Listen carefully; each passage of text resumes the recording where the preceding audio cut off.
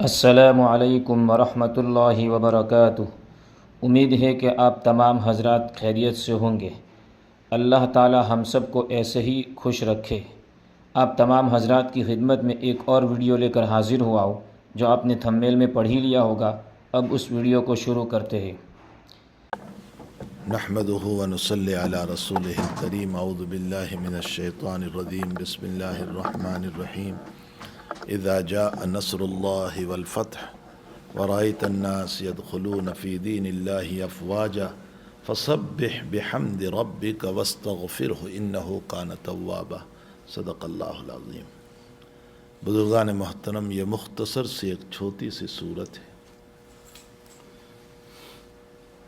یہ صورت نزول کے اعتبار سے 114ویں صورت ہے۔ سب سے اخیر میں یہ صورت اتری ہے۔ ویسے ترتیب قرآن کے اعتبار سے تو یہ 109-10ویں صورت ہے۔ اس کے بعد بھی 4 صورتیں ہیں، تبت یدا کی، سورہ قل هو اللہ کی، قل اعوذ برب الفلق کی، قل اعوذ برب الناس کی، لیکن نزول کے اعتبار سے سب سے اخیر میں یہ صورت نازل ہوئی۔ مکمل صورت سب سے اخیر میں کوئی اتری ہے تو اذا جاء نصر اللہ والفتح اتری۔ یہ صورت بہت جامع صورت ہے۔ ایک صحابی رضی اللہ تعالیٰ عنہ بہت پریشان تھے، حضرت سے اپنے حالات ذکر فرمائے۔ روایتوں میں ہے کہ کیا پریشانی ہے؟ فرمایا حضرت نکاح نہیں ہو رہا ہے۔ فرمایا کیوں؟ فرمایا تنگ دستی بہت ہے، کوئی بچی نہیں دے رہا ہے مجھ کو، اپنی غربت کی بنیاد پر، اپنی تنگ دستی کی بنیاد پر۔ حضرت نے فرمایا کہ کیا تم سورہ اخلاص جانتے ہو؟ حل تعرف سورۃ الاخلاص؟ فرمایا نعم یا رسول اللہ، میں حافظ ہوں سورہ اخلاص کا۔ فرمایا تمہیں پتہ نہیں ہے کہ ثلث القرآن ہے، یعنی 1/3 ہے قرآن کا۔ پھر فرمایا کہ تم اذا جاء نصر اللہ جانتے ہو؟ فرمایا جی یا رسول اللہ۔ فرمایا تمہیں پتہ نہیں ہے کہ 1/4 قرآن ہے، یعنی پورے قرآن کو 4 حصوں میں تقسیم کیا کرو تو پورا 1/4 حصہ اذا جاء نصر اللہ ہے۔ پھر فرمایا سورہ کافرون جانتے ہو؟ فرمایا جی یا رسول اللہ۔ فرمایا تمہیں پتہ نہیں ہے کہ سورہ کافرون بھی 1/4 صورت ہے پورے قرآن کا۔ فرمایا اذا زلزلت الارض سورہ زلزال جانتے ہو؟ فرمایا جی یا رسول اللہ، میں حافظ ہوں۔ فرمایا پتہ نہیں ہے کہ یہ بھی ربع قرآن ہے، یعنی پورے قرآن کا 1/4 حصہ ہے۔ حضرت اشارہ فرمانا چاہتے تھے ان صورتوں کی تلاوت کرو، اللہ تنگ دستی کو دور کرے گا، اللہ تنگ دستی کو دور کرے گا۔ قرآن اصلاً تو اترا ہے ہدایت کے لیے، لیکن قرآن میں دنیاوی فوائد بھی۔ فیہ شفاء للناس میں جسمانی شفا بھی ہے، روحانی شفا بھی، دونوں شفا ہے۔ تو یہ صورتیں بتا کر کہ نبی اکرم صلی اللہ علیہ وسلم نے فرمایا اس کا ورد کرو۔ آپ نے نام سنا ہوگا علامہ بونی رحمۃ اللہ تعالی علیہ، آپ کی کتاب ہے شمس المعارف۔ حضرت اس میں فرماتے ہیں کہ اگر مسائل کا حل نہ نکلتا ہو، حدیث نہیں ہے، ان کا تجربہ ہے، مسائل کا حل نہیں نکلتا، کام بن نہیں رہا ہے، پریشان بہت سے لوگ اپنی شکایتیں کرتے رہتے ہیں، میں جہاں جاتا ہوں کام نہیں بن پاتا، میری پریشانیاں رہتی ہے، میں بہت پریشان ہوں، میں جہاں جاتا ہوں واپس ہونا پڑتا ہے۔ علامہ بونی رحمۃ اللہ علیہ فرماتے ہیں کہ ہفتہ یا 15 دن اذا جاء نصر اللہ ایک جگہ بیٹھ کر 123 مرتبہ پڑھو اور روزانہ اپنے کام کے لیے دعا کرو، حق تعالی کام کو آسان فرما دیں گے۔ یہ سورہ اذا جاء نصر اللہ کی برکت ہے۔ اس سورت کا مختصر ترجمہ اذا جاء نصر اللہ والفتح، جب اللہ کی مدد اور فتح یعنی فتح مکہ ہو جائے۔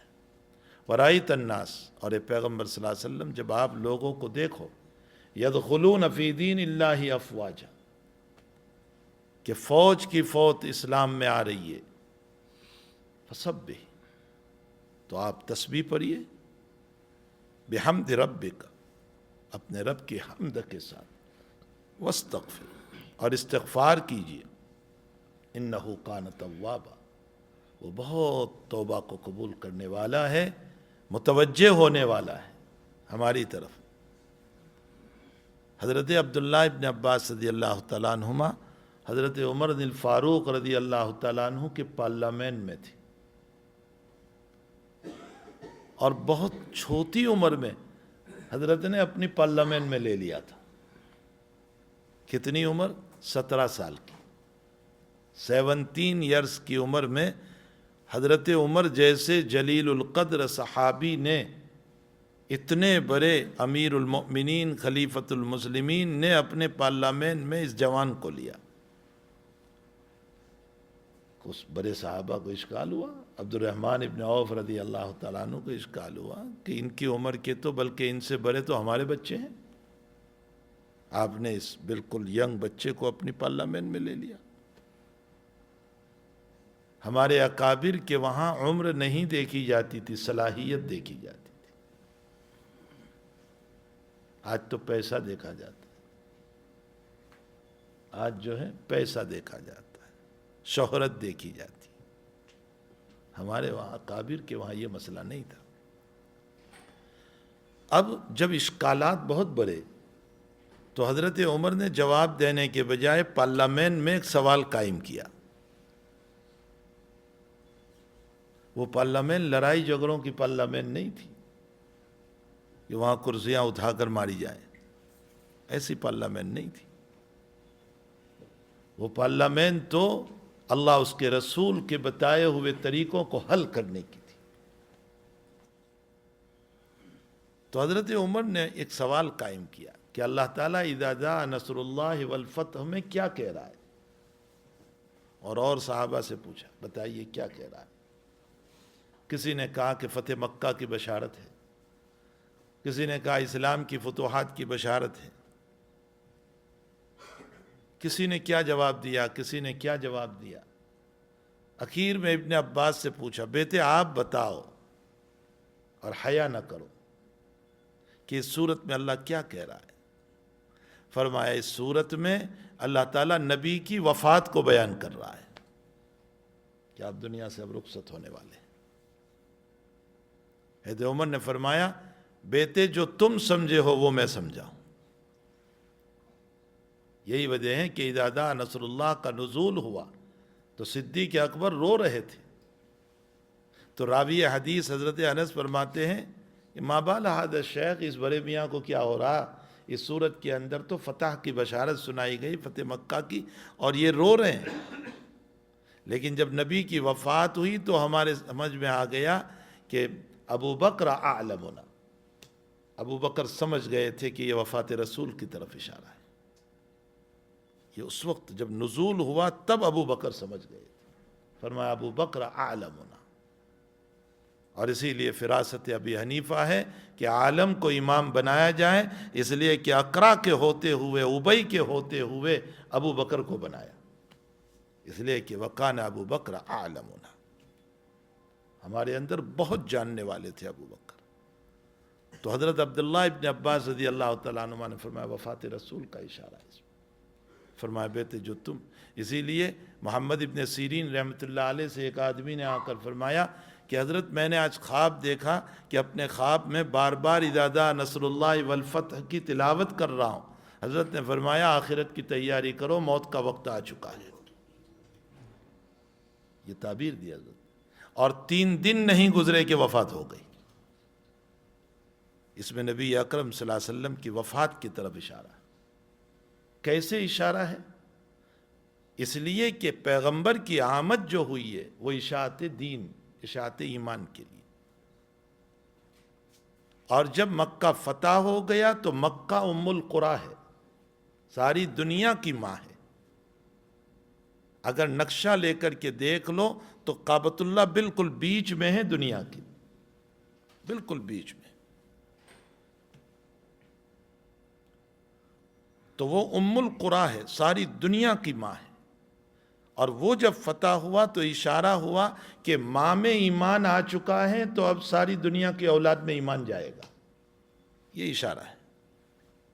تو مشن نبوی پورا ہو گیا، جس مشن کو لے کر کے آئے تھے وہ اب پورا ہو گیا۔ والفتح ای فتح مکہ ورائیت الناس، اور لوگ ابھی تک بیٹھے ہوئے تھے کہ اونٹ کس کروٹ بیٹھتا ہے، مکہ والوں کے فیور میں یا محمد کے فیور میں؟ اور جب مکہ فتح ہوا تو لوگوں نے دیکھ لیا کہ اونٹ مدینے کے فیور میں بیٹھ گیا، یعنی محمد الرسول اللہ صلی اللہ علیہ وسلم کی۔ تو اب منتظر تھے وہ جماعت کی جماعت اسلام لانے لگی، جماعت کی جماعت۔ تو اب پیغمبر صلی اللہ علیہ وسلم کو کہا آپ جس مشن کو لے کر کے آئے ہیں وہ پورا ہو گیا، تو اب آپ آخرت کی تیاری کرو۔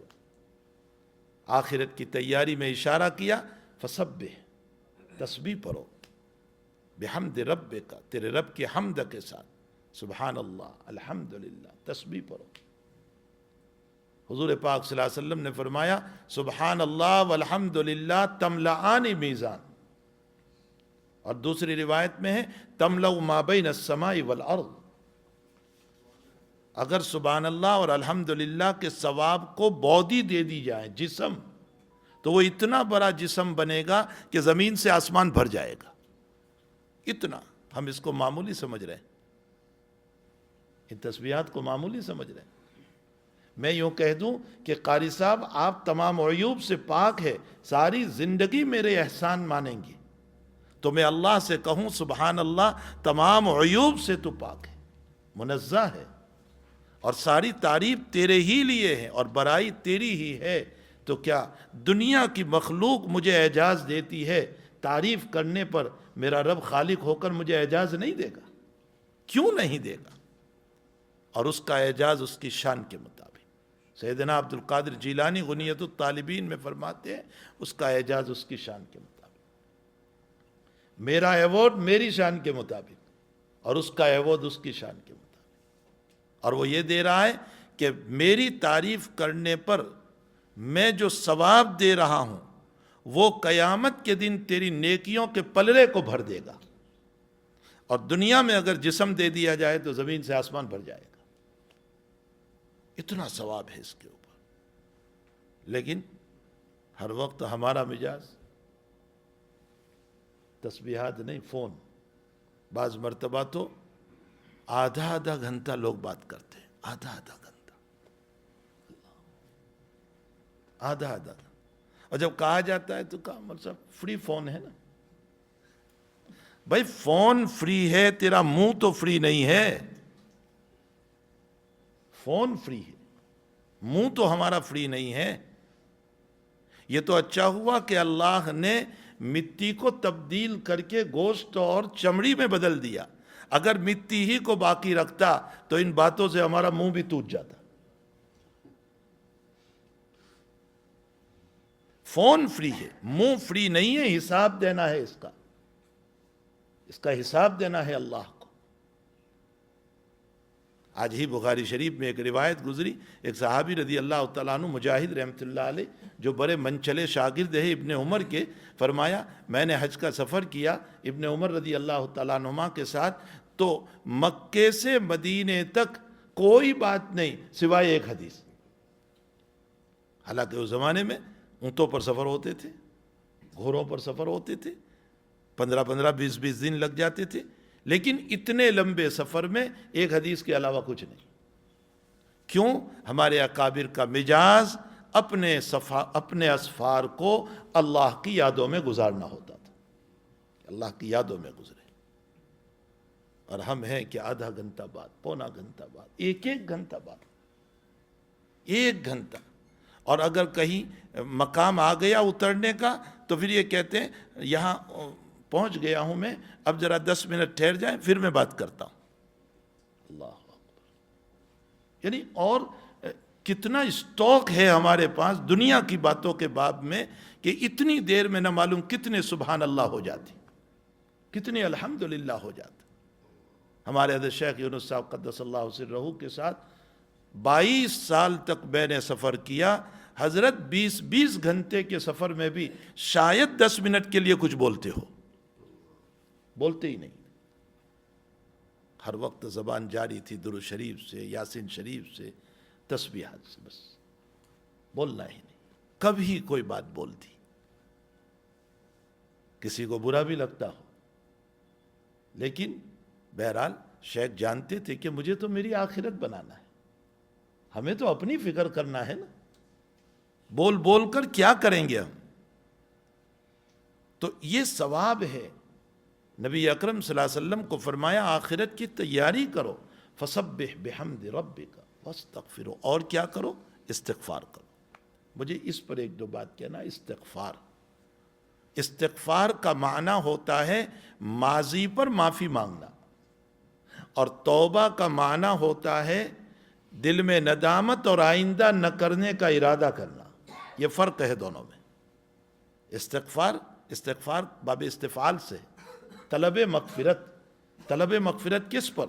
طلب مغفرت اس پر کہ اللہ جو ہو چکا میں معافی چاہتا ہوں، تو مجھے معاف کر دے، اس کو کہتے ہیں استغفار۔ اور توبہ کس کو کہتے ہیں؟ رجوع اللہ، تاب یتوبو کا معنی رجوع کرنا، اور رجوع کرنے کا مطلب دل میں ندامت ہو کر آئندہ کے لیے میں رجوع کر رہا ہوں کہ اللہ میں گناہ نہیں کروں گا، یہ دونوں میں فرق ہے۔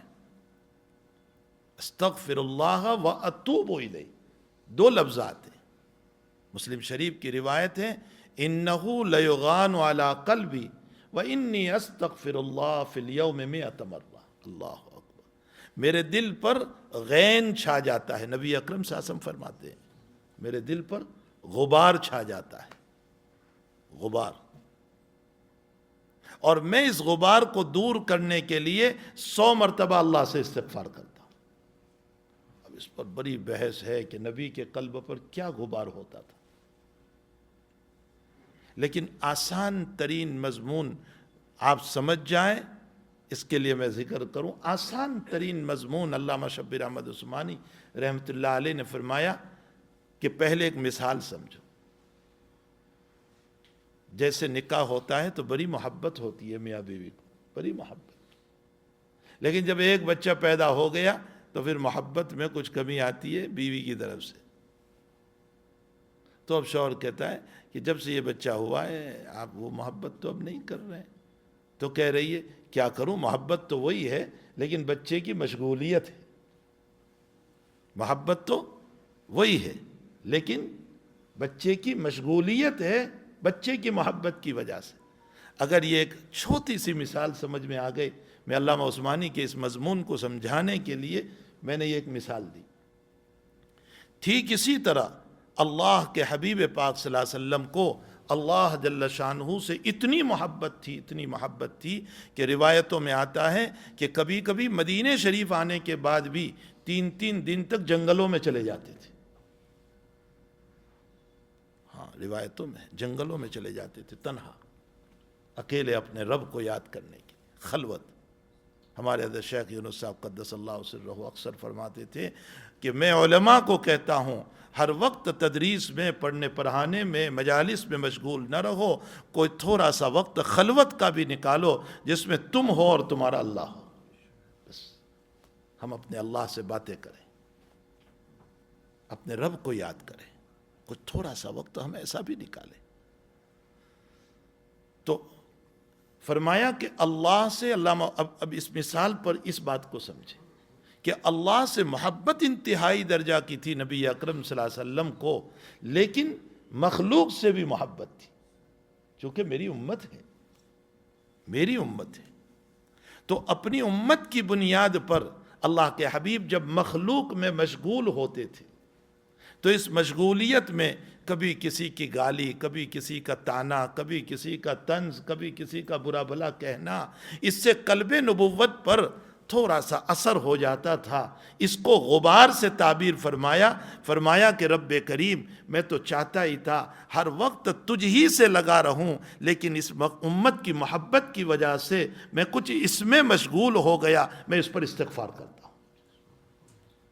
یہ مضمون نکال کر علامہ عثمانی نے جو جھنجھوڑا ہے ہم کو مسلم کی اس حدیث کی شرح میں، ہمیں فرمایا کہ ٹھیک اسی طرح بیوی کی محبت، بچوں کی محبت، کوئی گناہ نہ ہوا ہو، چلو کوئی گناہ ہم سے نہیں ہوا، لیکن بیوی کی محبت، بچوں کی محبت، دکان کی محبت، کاروبار کی محبت، اس محبت کی وجہ سے بھی کبھی کبھی اللہ کی یادوں میں کمی آ جاتی ہے، اس کمی کے لیے بھی استغفار کیا کرو۔ ہائے ہائے، کوئی گناہ نہیں، لیکن اس کمی کے اوپر، اسی لیے ابو داؤد شریف میں روایت ہے کہ جب تم استنجا سے فارغ ہو کر نکلو واش روم سے، تو ایک تو مشہور دعا ہے الحمدللہ الذی اذھب عنی الاذی وعافانی، مشہور و معروف دعا ہے، اس دعا کو پڑھنا چاہیے، سب کو پڑھنا چاہیے، اس لیے کہ حق تعالیٰ جل شانہ نے ہمیں بہت بڑی نجات دے دی، بہت بڑی۔ پیشاب کے چند قطرے بند ہو جائیں، دیکھو کیا حالات ہو جاتے ہیں، اور جب نلکی چرائی جاتی ہے تو چیخیں لگاتے ہیں، ہاں چیخیں لگاتے ہیں، کوئی معمولی چیز نہیں ہے، ہاسپٹلوں میں جا کر دیکھ لو کہ کیا حال ہوتا ہے، چیخیں نکل جاتی ہیں۔ تو کتنا بڑا فضل ہوا کہ اللہ تعالیٰ نے آسانی سے پیشاب کرا دیا، واش روم کرا، کتنا اللہ کا فضل ہوا۔ اگر ہم اس دعا کا ورد کریں گے، ہمارے بزرگوں نے لکھا ہے کہ اللہ تعالیٰ اس واش روم کی بیماریوں سے حفاظت فرما لیں گے، یعنی آسانی سے پیشاب ہوتا رہے گا۔ الحمدللہ الذی اذھب عنی الاذی، یہ تو مشہور دعا ہے، لیکن ایک دعا ابو داؤد شریف میں اور بھی ہے کہ غفرانک، یہ بھی لفظ آیا غفرانک، اس پر محدثین پریشان ہو گئے کہ چلو یہ تو سمجھ میں آ رہا ہے کہ اذھب عنی الاذی وعافانی، اللہ میرے پیٹ کو تو نے صاف کر دیا، میں تیرا شکر ادا کر رہا ہوں، لیکن اللہ میں تجھ سے معافی چاہتا ہوں، تو کیا واش روم کرنا گناہ تھا؟ پیشاب کرنا کوئی گناہ تھا؟ پھر غفرانک نبی علیہ السلام ہم کو کیوں سکھا رہے ہیں؟ بعض محدثین فرماتے ہیں کہ یہ غفرانک اس کے اوپر کہا جا رہا ہے کہ اللہ مجھے تو ہر وقت تجھے یاد کرتے رہنا چاہیے تھا، لیکن جتنی دیر واش روم میں رہا اتنی دیر میں یاد نہیں کر سکا، یہ بھی میری کوتاہی ہے، میں تجھ سے معافی چاہتا ہوں۔ شاہ صاحب رحمۃ اللہ علیہ نے یہی لکھا ہے، غفرانک، میں تجھ سے معافی چاہتا ہوں اللہ کہ اتنی دیر میں تجھے یاد نہیں کر سکا۔ تو میرے بھائیوں، حقیقت یہ ہے کہ بیوی کی محبت، بچوں کی محبت، کاروبار کی محبت، جائیداد کی محبت ہوتا ہے، اگر اس محبت کی وجہ سے بھی محبت خداوندی میں کچھ کمی آتی ہے، اس کا علاج بھی ہے استغفار۔ استغفار بہت بڑا علاج ہے، بہت بڑا، بلکہ قرآن کہتا ہے کہ اگر تم استغفار کرتے رہو گے تو یمددکم باموال وبنین ویجعل لکم انہارا ما لکم لا ترجون للہ وقارا۔ ہو اللہ کہہ رہا ہے کہ میں جو ہے دنیا کی نہر بھی بہا دوں گا، اور پیسوں کی نہر بھی، اور اولاد بھی عطا کروں گا، اور یہ بھی دوں گا، اور یہ بھی دوں گا، اور یہ بھی دوں گا استغفار پر۔ اس لیے ہمارے بزرگان دین فرماتے ہیں کہ دن میں کم سے کم 1200 مرتبہ استغفار کرو، 1200 مرتبہ، بہت آسان ہے، مشکل نہیں۔ کرنے والوں کے لیے پہاڑ کھودنا بھی آسان ہے، اور نہ کرنے والوں کے لیے سب مشکل ہے۔ کرنے والوں کے لیے پہاڑ کھودنا بھی آسان ہو جاتا ہے، اور نہ کرنے والوں کے لیے ہمارے اکابرین میں، ان بزرگان دین سے، ان محدثین اور علماء کرام سے جو یہاں بیٹھے، آپ پوچھئے، بعض بزرگوں کے باب میں آتا ہے کہ ایک قرآن دن میں پورا کرتے تھے، ایک رات میں پورا کرتے تھے۔ کرنے والوں کے لیے بہت آسان ہے، کس نے کہا کہ نہیں ہو سکتا ہے؟ دن میں کم سے کم 1200 مرتبہ استغفار پڑھو۔ استغفار کے بڑے فوائد ہیں، حضور پاک صلی اللہ علیہ وسلم کو فرمایا گیا فَسَبِّحْ بِحَمْدِ رَبِّكَ وَاسْتَغْفِرْهُ إِنَّهُ كَانَ تَوَّابًا۔ اشارہ تھا میرے محبوب آخرت کی تیاری کرو، اور تیاری اس طرح ہوگی، یہ تیاری۔ ایک مرتبہ حضرت شیخ ہمارے وہاں تشریف لائے تھے، تو ہمارے مشائخ گجرات میں حضرت مولانا شیر علی صاحب رحمۃ اللہ تعالیٰ علیہ، مولانا کے استاذ ہوتے ہیں، اور بہت سارے فلاح دارین میں جو پڑھے ہیں، علم فقہ کے امام تھے، بہت زبردست۔ تو حضرت ہر سال ملنے کے لیے شیخ کے پاس آتے تھے، اس وقت بھی شیخ کے پاس آئے، تو میرے مکان ہی میں ملنے کے لیے تشریف لائے، تو شیخ نے حضرت مولانا شیر علی صاحب رحمۃ اللہ تعالیٰ علیہ دونوں ہی اللہ کے پیارے ہو گئے. فرمایا مولانا شیر علی صاحب داڑھی آپ کی بھی سفید ہو گئی, داڑھی میری بھی سفید ہو گئی, چہرے پر نلکیاں آپ کو بھی پڑی, چہرے پر نلکیاں مجھ کو بھی پڑ گئی ہے, کتابیں بہت پڑھ لی, اب کتابیں زیادہ نہ پڑھو, اللہ کو پڑھو. کتابیں بہت پڑھ لی, اب کتابیں نہیں, اللہ کو پڑھو. اور پھر فرمایا نبی جیسے نبی کو کہا گیا فسبح بحمد ربک واستغفر, تسبیح پڑھو, تحمید کرو, حالانکہ وہ تو معصوم تھے. ان کو تو وفات سے پہلے یہ پوچھا جاتا ہے کہ آپ جانا چاہتے ہیں یا رہنا چاہتے ہیں, اختیار دیا جاتا ہے.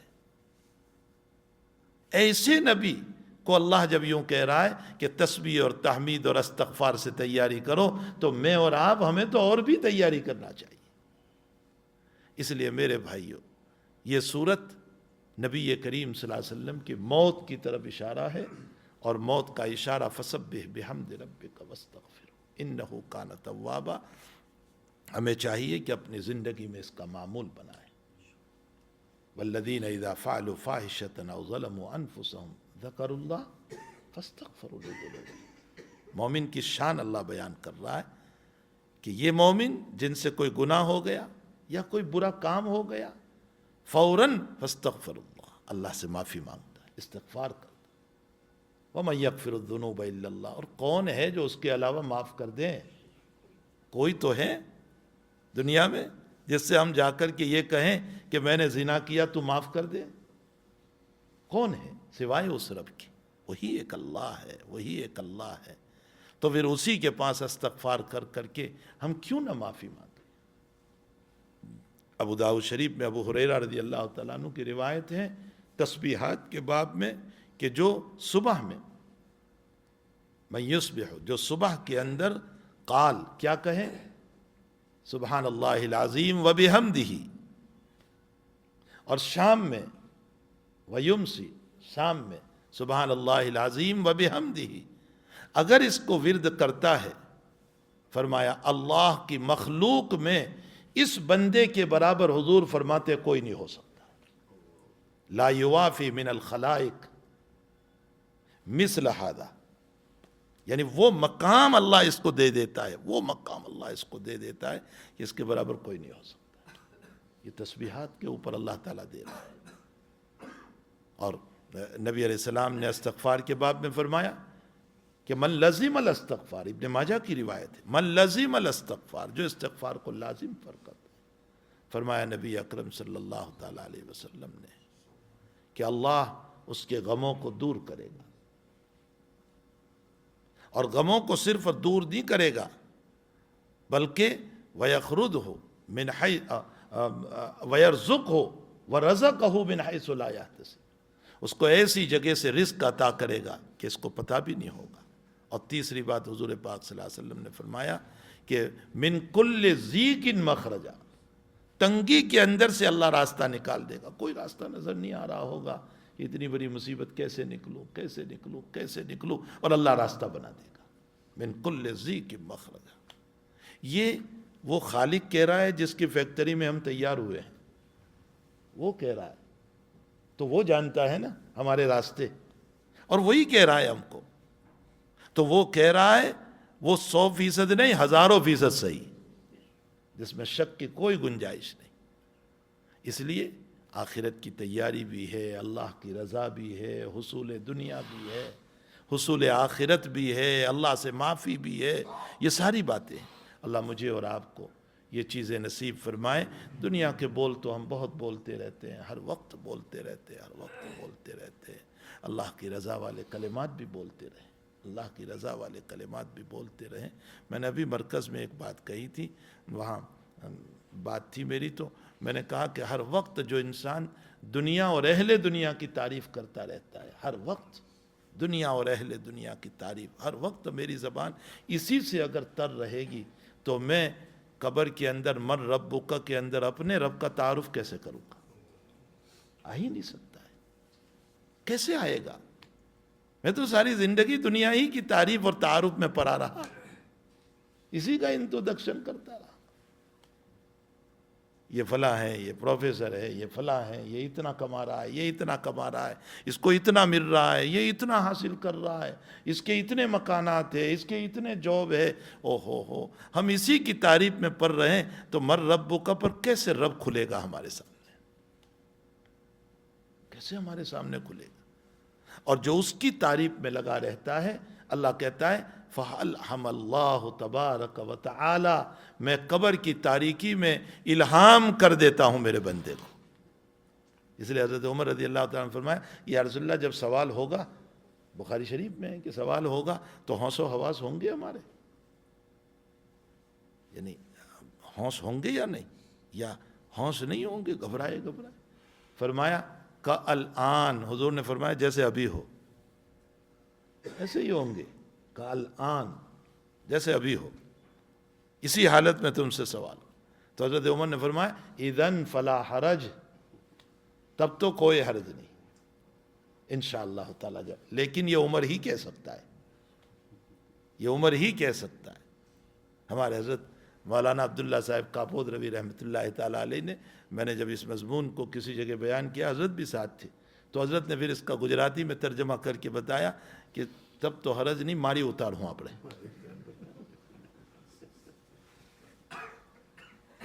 گویا کہ اذن فلا حرج کا ترجمہ۔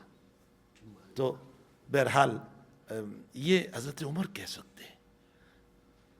تو اللہ کا تعارف اگر چلتا رہے گا تو انشاءاللہ تعالی موت کے وقت بھی اللہ ہی رہیں گے، اور وفات کے بعد بھی یثبت اللہ الذین آمنوا بالقول الثابت فی الحیات الدنیا وفی الآخرہ۔ جمہور مفسرین نے فی الآخرت سے قبر مراد لی، جمہور مفسرین نے قبر مراد لی۔